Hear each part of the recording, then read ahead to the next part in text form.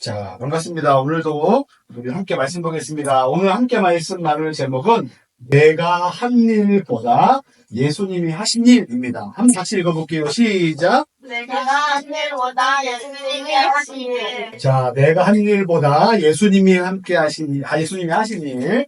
자, 정당한 대가를 지불하는 것은 매우 정상적인 일이에요. 그렇죠? 뭔가를 얻을 때 내가 대가를 지불하는 거, 이거는 굉장히 정상적인 일입니다. 근데 만약에 어떤 것에 대한 대가를 지불하지 않았는데 내가 무엇인가를 받게 되는 일이 있을 수 있어요. 그러면 우리가 어떤 반응을 보이게 되냐면, 처음에는 그것이 작은 것이라면, 내가 받은 게 만약에 뭐 사탕, 과자, 뭐 이런 거라면, 그럴 수 있겠다. 아니면 고맙다, 감사하다 라고 할 수 있습니다. 그렇죠? 그런데 만약에 내가 생각해 본 것보다 훨씬 더 크거나 내가 감당하기 엄청나게 어려운 것을 내게 준다. 대가를 지불하지도 않는데, 그러면 그때 드는 마음이 뭔지 아십니까? 당황스러운, 불안해하는 마음입니다. 자, 여러분에게, 갑자기 길을 가다 어떤 사람이, 얘야, 내가 너를 보니 이걸 주고 싶구나. 그래서 뭘 줬으면 좋겠어요? 어디? 머니? 돈. 얼만큼? 샤넬. 샤넬? 샤넬백. 오징어 게임. 오징어 게임 좋아요? 오징어 게임? 오징어 게임 어떻게 줘? 카드. 그 명함 있잖아, 명함. 명함? 근데 그거는 죽을 수도 있는 거. 이게 잠깐. 이길 수도 있어요. 자, 아무튼 여러분들이 생각지도 못했던 걸 받았어. 뭐 갑자기 누가 샤넬을 줬어. 그건 대박. 샤넬 줬어요. 머리 그러면 어떻게 생각할까요? 와, 살이 6년짜리면 갖고 살이 뭐. 응? 살이 조금 나야. 우리가 드는 생각은 뭐냐면, 우리가 만약에 어떤 것에 대해서 받았을 때 그것을 가지고 감사하다라고 생각할 수 있는 수준을 넘어서는 걸 받게 되면요, 우리는 의심하게 돼요. 어떤 것에 대해서 의심하게 되냐면, 이 사람이 나에게 뭘 원하는 게 있는가? 아니면 혹시 나한테, 누가 좀 전에 얘기했는데 사기치려는 것 아닌가? 라는 불안한 마음을 갖게 됩니다. 받긴 받지만, 안 받으면 좀 이상하지만 받게 될 때 뭔가 찝찝한 마음이 들 때가 있어요. 그리고 속으로 걱정을 하죠. 혹시나 이상한 거 아니야? 라는 생각을 갖게 됩니다. 이런 마음이 드는 이유는 뭐냐면, 우리가 익숙한 방식 때문이에요. 우리가 익숙해하는 방식은 뭔지 아십니까? 내가 무엇인가 대가를 지불하고 구입하는 방식. 내가 뭔가 정당한 이유 없이 무엇인가를 받는 것은 좋지 않다라는 익숙한 방식이 우리 안에 작동되기 때문에 그래요. 나도 한번 그렇게 해볼까? 네, 아니요. 어차피 똑같은 거. 이상해요. 너도 이상하게 하지 마. 네. 자, 여러분들이 만약에 무엇인가를 갖고 싶다면 어떻게 합니까? 무엇인가를 갖고 싶다면 어떻게 해요? 그 색깔을 칠해야죠. 그죠?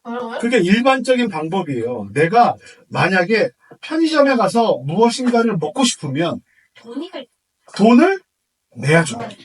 그죠? 그래야 그걸 얻을 수 있어요. 그리고 만약에 그 돈을 갚기 위해서 뭘 해야 됩니까? 일을 하든, 아니면 여러분들은 용돈을 받든, 용돈도 아무에게나 받으면 안 되죠. 부모님이나 아니면 친척들이나 뭔가 이렇게 관계가 있는 사람한테 받아야지, 그렇지 않은 사람에게 받지 않죠. 그럼 얘한테도 받아야 거예요. 그런 관계는 나와요. 그런 관계는 나와요. 자, 그래서 말이 그렇다는 거지. 은혜는 말이 그렇다는 거죠. 그래서 우리가 익숙해하는 방식은 뭐냐면, 내가 어떤 정당한 일을 하고 어떤 것에 대한 뭔가를 주고 받을 때 그것을 익숙해합니다. 이게 우리가 갖는 방식이에요. 그런데 오늘 예수님은요, 기독교에서는 정반대의 이야기를 하는데, 그게 뭐냐면 바로 은혜예요. 은혜.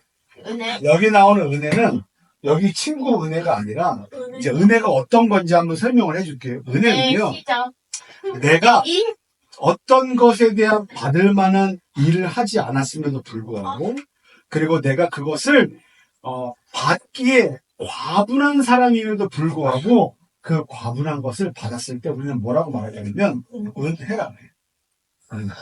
내가 그것을 마땅히 받아야 될 게 아니라, 내가 그걸 받아야 될 일을 한 것 같지 않은데 내가 받을 상황이 아닌데 그럼에도 불구하고 내가 받았다. 그거를 은혜라고 얘기합니다. 그 은혜를 누가 주시냐면 바로 예수님이 주신다고 얘기를 합니다. 자, 은혜에 대해서 한번 설명을 해줄게요. 옛날 시대, 그러니까 지금 우리가 본 성경은요, 신약 성경이고요. 그 옛날 성경, 그러니까 요 앞쪽 절반 이상을 뭐라 그러냐면 구약이라 그래요. 그래서 조금 더 오래된 시대의 구약 시대에는 제사를 지내는데, 여기서 제사는요, 여러분들이 혹시 친척집에 가서 이렇게 제사상을 차려놓고 이렇게 엎드려 절하는 그 제사가 아니에요. 여기서 말하는 제사는요, 그 제사를 받으시는 대상이 누구다? 하나님이시다. 그리고 제사를 지내는 방식이 어떠한지 제가 설명을 드릴게요. 그러니까 제사를 지내려면, 제사를 지내는 목적은, 자, 주님 요거 한번 들어주세요. 뭘 들어요? 내 말 좀 들어달라고, 내 말 좀. 제사는 누가 지내는 거냐면, 죄인이 지내는 거예요. 죄가 있을 때 지내는 겁니다. 근데 죄인이 누구에게 드리는 거예요? 하나님께 드리는 거예요. 그러니까 여러분들이 생각하는 집이나 친척집에서 설날이나 명절 때 드리는 그 제사와는 좀 다릅니다. 그죠? 죄가 없어도 드리잖아요. 그런 제사들은. 그죠? 근데 여기는 죄인이 드려요. 근데 누구에게 드립니까? 하나님께 드려요. 근데 이 제사는요, 죄가 있는 사람은 모두 다 드려야만 하는 겁니다. 그래야 살 수 있어요. 살 수 있어요. 그런데 이 죄를 지은 사람들이 제사 드리는 방식이 뭐냐면, 우선 동물 한 마리를 갖고 옵니다. 동물 한 마리. 한 마리 갖고 옵니다. 어떨 때는 양이 될 수도 있고요. 어떨 때는 소가 될 수도 있고요. 어떤 사람은 돈이 없으면 가난한 집에서는 비둘기로도 그걸 지낼 수 있어요. 그래서 동물을 가져다가 그 머리 위에다가 손을 얹습니다. 손을 얹어요.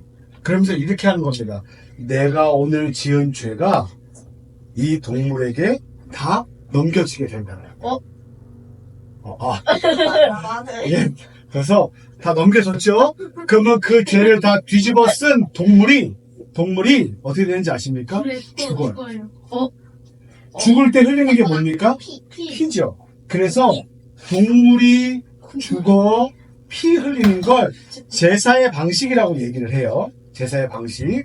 그래서 이 죄가 동물에게 가고, 동물이 그 죄를 지은 대가로 피를 흘렸기 때문에 사람이 지은 죄는 이제 없다.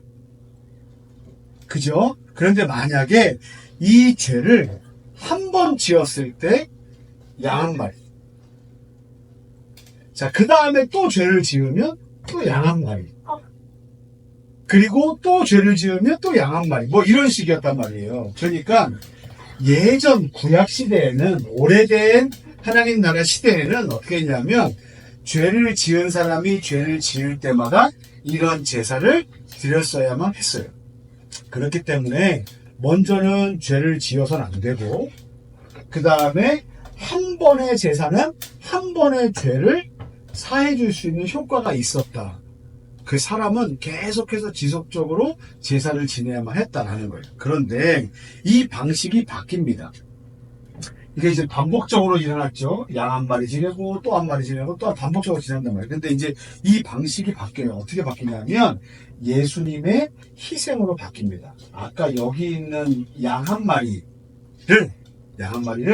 예수님이라고 한번 생각해 보세요. 예수님이라고. 예수님이 어디서 죽으셨어요? 십자가에서 죽으셨죠. 근데 예수님이 죽으실 때 십자가에서 못 박히고 허리에 창이 찔리고 채찍에 맞아 돌아가셨단 말이에요. 그러면 그때 흘리는 게 뭐예요? 피죠. 그래서 예수님은 이와 같은 희생 제물처럼 희생이 되셨어요. 그런데 여기서 희생 제물은 반복적으로 필요했다 그랬죠. 한 번 죄를 지으면 양 한 마리, 이번에도 죄를 지으면 소 한 마리, 이번에도 죄를 지으면 비둘기 한 마리를 계속해서 죄를 지을 때마다 모든 사람들이 각각의 동물들을 사용해서 제사를 지내야만 했단 말이에요. 그런데 예수님이 십자가에서 죽으셨던 것은 몇 번입니까? 단 한 번이에요. 이게 중요합니다. 한 판이 중요해. 한 판에 만약에 양이 그 당시에 여태까지 제사 지냈던 양이 소가 만약에 수십억 마리였다라면 그 수십억 마리와 앞으로 지을 사람들의 모든 죄에 필요한 양이 또 몇 마리겠어요? 수십억 마리가 필요하겠죠. 한 사람이 아니라 뭐 전 세계 인구가 그래야 되니까 그 모든 재물을 대표해서 예수님이 친히 돌아가시면서 이제는 이와 같은 제사를 반복하지 않아도 된다. 예수님의 죽으심 그 한 번으로 이 모든 걸 다 끝내게 해주셨어요. 여기 안에 뭐가 포함되는지 아십니까? 저와 여러분들의 죄도 포함이 돼요. 그래서 우리는 뭐라고 말하냐면 예수님의 이 희생을 우리가 얻었다라고 해서 그걸 은혜라고 얘기해요. 은혜? 은혜. 보세요. 수억, 수천, 얼마나 많은 동물이 대신 죽어야지만 우리의 죄가 다 해결되겠습니까? 그런데 그걸 예수님이 온 몸으로 다 짊어지시고 돌아가시면서 해결을 해주셨거든요. 그래서 보세요. 우리가 지나가면서 샤넬 받고 싶어요. 우리가 지나가면서 100만 원을 받고 싶어요. 우리가 지나가면서 만약에 오징어 게임 상금을 받고 싶어요 라고 얘기하지만 여러분 그것보다 더 크고 값진 것을 우리에게 주셨다고요. 뭘 주셨습니까? 아까 우리가 챈트 때 했는데 뭐냐면 영원한 생명 이렇게 있잖아요. 이건 뭐냐면 셀 수 없이 많은 것들을 우리에게 주셨다는 거예요. 샤넬도 오징어 게임에 있는 그 상금도 그리고 우리가 살아갈 때 앞으로 누릴 수 있는 많은 것들보다 훨씬 더 좋은 것을 주셨는데 그걸 누가 주셨다? 바로 예수님께서 우리에게 주셨다. 그게 우리 가운데 설명되지 않는 과분한 은혜입니다. 여러분들이 예수님께 무엇을 드리셨어요? 아니, 우린 드린 게 없어요. 그런데 예수님은 여러분들에게 주셨다. 굉장히 큰 은혜예요. 만약에 저는 이제 이렇게 생각하는데 목사님이 예전에 어떻게 생각했냐면 전도했어요. 그래서 친구야, 선생님 예수님 믿으세요. 교회 가실까요? 얘기하면 그분이 뭐라고 생각하냐면 그 친구가 뭐라고 생각하냐면 저거 교회에서 날 꼬드기려고 해 라고 생각할 수 있겠죠.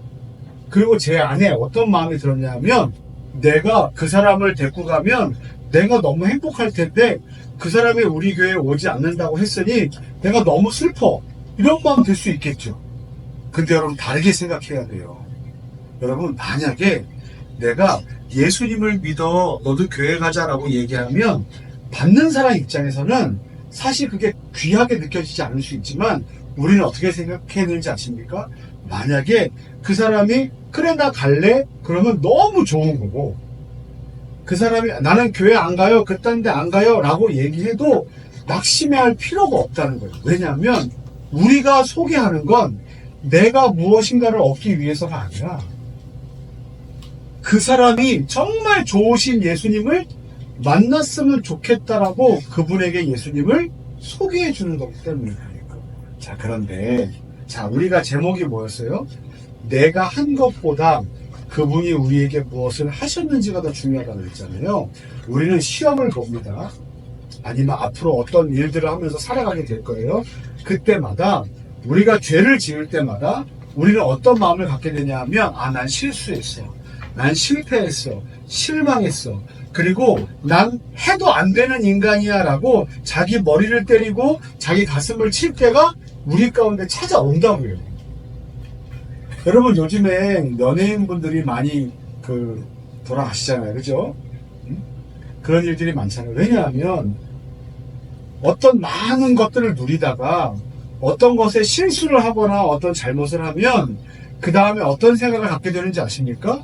나는 앞으로 이전처럼 행복해질 수 없어 라고 생각한다고. 그게 우리가 갖고 있는 사람의 연약함이에요. 그런데 우리는 그때 어떤 걸 받았습니까? 은혜를 받았죠. 우린 예수님의 은혜를 받았죠. 우린 예수님의 그 한 번의 희생으로 우리는 영원한 생명을 얻었죠. 그래서 영원한 생명을 얻은 사람들은 어떻게 생각하는지 아십니까? 이렇게 생각합니다. 나는 내가 잘못한 것, 내가 실수한 것보다 거기에 우리의 생각이 함몰되기보다 어떤 걸 기억합니까? 예수님이 나를 위해서 무슨 일을 행하셨는가? 어떤 일을 행하셨습니까? 십자가에 죽으셨어요. 그리고 뭘 주셨어요? 영원한 생명을 주셨어요. 그게 뭐예요? 정당한 대가를 지불하고 우리가 얻은 겁니까? 아니에요. 은혜예요. 우리는 받을 수도 없었고 예수님이 그걸 주시지 않아도 우리는 할 말이 없는 사람들이었는데 과분한 것을 받았다고요. 그래서 우리가 의심하겠습니까? 아유, 이 사람 나 뭐 꼬드기려고 하는구나. 이렇게 하는 게 아니고요. 예수님이 내가 생각지도 못한 과분한 은혜를 내게 주셨기 때문에 어떻게 합니까? 아, 내가 실수하고, 내가 연약하고, 내가 아프고, 내가 병들 수 있지만, 그때 우리가 생각해야만 하는 거예요. 내가 실수하는 실수쟁이구나. 나는 실패하는 실패투성이구나. 가 아니라, 예수님이 나를 사랑하시는구나. 예수님이 나를 이토록이나 성공케 하실 거구나. 예수님이 나를 너무나 행복한 길로 인도하시겠다라고 말하는 예수님이 우리를 위해서 행하신 일을 기억하는 일들을 우리가 가져야만 합니다. 자, 질문 하나 하겠습니다. 난 이럴 때 너무나 힘들다. 어떨 때가 힘듭니까? 저 이제 공부방에 가서 공부를 하잖아요. 네. 거기서 공부하고 센터를 가잖아요. 제가 이 공부방에서 방금까지 영어나 수학을 하고 왔어요. 그래서 선생님한테 매번 영어나 수학을 해야 돼요. 나 그것 때문에 좀 맛있지. 아, 진짜 힘들겠다. 또, 너네 힘든 얘기하니까 갑자기 손 들고 그래. 약간 힘든 게 아니라 너무 바빠요, 요즘. 바빠요? 네. 뭘 때문에 바빠요? 학교 갔다가 영어 화상하고 이제 또 놀 거면 놀고 집에서 놀 거면 집에서 논 다음에 그것도 조금밖에 못 논 다음에 또 공부를 해야 돼. 그래서 지금 수학 공부가 너무 힘들어요. 선생님, 저는 수업 너무 바빠요. 다른 다행히 건 영어 공부가 너무 힘들어요. 국영수를 다 없애야 돼 그냥. 그건 안 없어. 다행이가 저희 학원에 약간 단일 그런 테스트를 해봤거든요. 제가 있어요. 단어 최소 하루에 3개 정도 외워야 되더라고 하니까 알파벳 3개라고 그러니까 아니 단어 3개라고 했어. 알파벳은 다 외우지 않아요? 유나는 어떤 거 힘든 거 있어? 저요? 아니 그 단어 안에 있는 알파벳 3개. 좀 바빠요. 바빠요. 그래. 자 그러면 힘들다라고 할 때 어떤 생각이 먼저 들어요? 힘들다. 힘든 상황을 마주할 때. 집에 가고 싶어요. 집에 가고 싶어요. 그러세요. 그러고 싶어요. 일어났대요. 어? 일어났대요. 내려놨어? 목사님은 힘들다라고 하면 그 다음에 목사님을 탓해. 그래도 해야지. 아니 그런 거 말고 뭐냐면 왜 이 정도밖에 안 될까? 아니 제 생각은 그렇고 제가 나 말해 내 말이야. 나는 왜 그 정도밖에 못할까? 왜 너는 그러니? 라고 목사님 자신을 탓하는 마음을 갖게 돼. 왜요? 왜냐면 그걸 못했으니까. 그 정도밖에 못할 수도 있죠. 어. 이거 왜 계속 놀리시는 것 같아? 그런데 그 정도밖에 못해요? 이런 느낌이었잖아. 그런데 그게 계속되다 보면 어떻게 되는지 아십니까? 사람이 힘들어져요.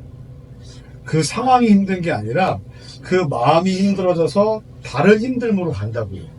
그게 뭐냐면 마음의 병이에요. 마음의 우울증? 병이. 우울증도 될 수 있고 뭐 분노 조절도 안 될 수 있고 아니면 사람과 만나지 공황장애. 않으면 뭐 이런 걸 수도 있고 사람을 무서워하는 공황장애일 수도 있어요. 우리 안에는 그런 자기에 대해서 탓하는 마음들이 있을 수 있어요. 그때 여러분 기억하십시오. 내가 어떤 일을 했는지보다 나를 더 사랑하시는 예수님께서 내 인생 가운데 어떤 사랑을 베푸셨는지에 대해서 우리가 잘 기억하면서 나를 탓하기보다 예수님이 우리 가운데 행하신 일이 너무나 기쁘고 감사하다. 내 인생은 소망이 넘치게 될 거야 라는 마음을 갖게 되는 저와 여러분들 되길 소망합니다. 언제? 영어 할 때. 언제? 수학을 또 할 때. 수학할 때, 그리고 노는 시간이 별로 없고 바쁠 때, 그와 같을 때에도 하나님, 저는 뭐 수학은 안 해도 괜찮습니다. 영어는 안 해도 괜찮아요. 여러분 인생에 막 엄청나게 큰 변화가 있지 않을 수 있어요. 하지만 수학보다 아니면 더 큰 문제가 생길 때마다 여러분 자신을 탓하기보다 하나님께서 나를 얼마나 사랑하시는지, 예수님께서 여러분을 얼마나 귀하게 여기시는지를 여러분 먼저 생각하시는 저와 여러분들 되기를 예수님의 이름으로 간절히 축원합니다.